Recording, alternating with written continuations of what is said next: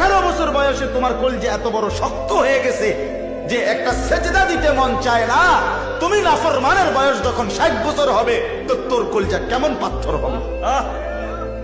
হায় নাফরমান, ভেবে দেখো, এত অল্প বয়সে তুমি যদি এত বড় জালেম হয়ে যাও, এত অল্প বয়সে যদি তুমি এত বড় আল্লাহর দুশমন হও, তো আগামী 30 বছর পরে তুমি কই যাবে? চিন্তা করেন, ইনসাফের সাথে ভাবেন। এত অল্প বয়সে সে এমন গাদ্দার, 14 বছর বয়স মাত্র, 12 বছর বয়স, কিন্তু একটা নামাজ, একটা ওয়াক্ত নামাজ পড়ে না। আরে মুসলমানের বাচ্চা এত বড় অসভ্য কেমনে হল?